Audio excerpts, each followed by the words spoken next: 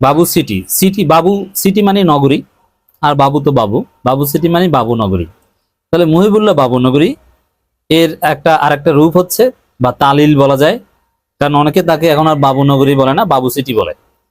এই মহিবুল্লাহ বাবু সিটি হুজুর, এই হুজুর বলছেন নির্বাচনে একটি আসনও পাবে না জামাত।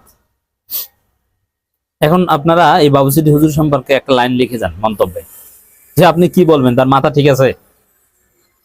এটা তিনি কেন বলেছেন, এটা একটু পোস্টমর্টেম করা জরুরি। দেখেন, আমরা বাবু সিটি হুজুরের কথা কি বলবো, এ তো এক্সপায়ার্ড মাল অনেক আগে থেকেই। এর মানে এই যে মুরব্বী জেনারেশন, এদের জেনারেশন গ্যাপটা দেখেন, এদের দুর্বলতাগুলো দেখেন। যেমন মির্জা ফখরুল, সে শরীফ ওসমান আদিকে চিনে না, ইনকিলাব মঞ্চকেও চিনে না। এর মানে বাংলাদেশের নাগরিক, বাংলাদেশের রাজনীতিবিদ, রাজনীতি, সমাজ, সংস্কৃতি, বাংলাদেশে কি ঘটছে এগুলো কিছু জানেই না। এ আবার একটা দলের মহাসচিব, এরা আবার নাকি ক্ষমতায় আসবে। দলে মির্জা ফখরুলের যা হয়েছে, এই বাবু সিটি হুজুরের প্রায় একই জিনিস হয়েছে। তো বাবু সিটি হুজুর ওই মির্জা ফখরুলের মতো দুনিয়ার কোনো খবর রাখেন না। কেউ মূর্তির মতো মাইকের সামনে বসিয়ে দেন আর কিছু ফালতু কথা বলেন।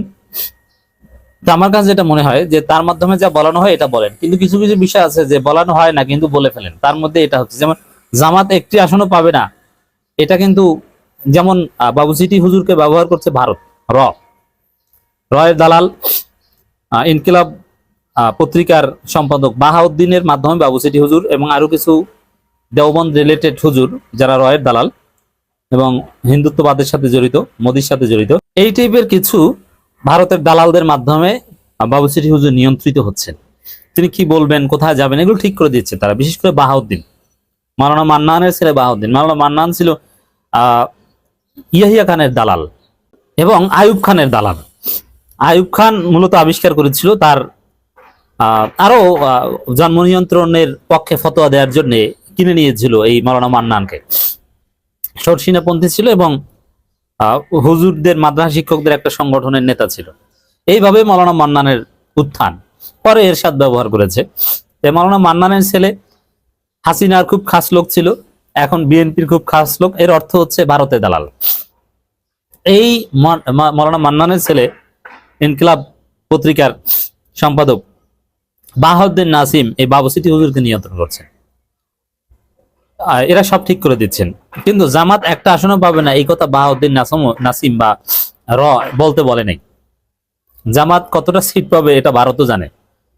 এখন দ্বিধাদ্বন্দ্ব হতে পারে যে সংখ্যাগরিষ্ঠতা পাবে কিনা, কিন্তু একটাও সিট পাবে না এই কথা বাংলাদেশের কোনো পাগলও বিশ্বাস করে না। যেহেতু কোনো পাগলও বিশ্বাস করে না এই কথা, তাহলে এই কথা যিনি বলেছেন ওই পাগলের চাইতেও নিকৃষ্ট, পাগলের চাইতেও ফালতু। এই কথা বাংলাদেশের যে সবচেয়ে মাথা খারাপ বড় যে পাগল পাবনায় যিনি আছেন, তার চাইতেও বড় ফালতু কথা, যে জামাত একটা সিটও পাবে না। তো দর্শক, এই কথা শিখিয়ে দেওয়া হয় না। এটা কেন বলছে, ওই যে আসলে ওই মির্জা ফখরুলের যে রোগ, বাবু সিটি হুজুরের একই রোগ। বাবু সিটি হুজুর পত্রিকা পড়েন না, ফেসবুক চালান না, দুনিয়ায় কি ঘটে এটা জানেন না। যে জামাত যে সে আওয়ামী আমলের, মানে 200 বছর আওয়ামী লীগকে ক্ষমতায় থাকার লাইসেন্স দিয়েছিল বাবু সিটি হুজুর, সে আওয়ামী আমলে জামাতের যে অবস্থা ছিল সেই অবস্থা যে এখন নাই। এখন যে বাংলাদেশের ঘরে ঘরে জামাত, বাংলাদেশে যে জামাত জোয়ার চলছে, এটা আসলে বাবু সিটি হুজুর জানেন না।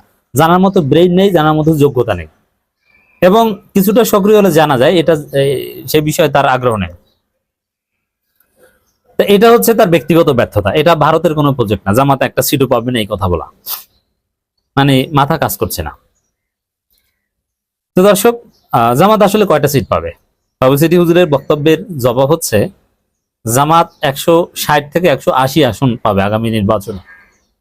এমনকি বাবু সিটি হুজুর মনে এটাও জানে না যে জামাত চরমোনাই সব ইসলামপন্থীদের জোট হয়ে গেছে। আর এই হেফাজতের এই একটা অংশ, এই বাবু সিটি হুজুরের অংশটা মূলত আছে কার সাথে? এই অংশটা আছে চান্দাবাজদের সাথে, শরিয়া আইন অস্বীকারীদের সাথে আছে। মামুনুল হকরা যে জামাতের সাথে এসে গেছে, এটা বাবু সিটি হুজুর মানে জানে না। তো এই কারণেই এরা জানেন না বলেই এই ধরনের উদ্ভট ভিত্তিহীন কথা বলছে যে নির্বাচনে একটি আসনও পাবে না জামাত। তা আপনার মন্তব্য শুনতে চাই দর্শক।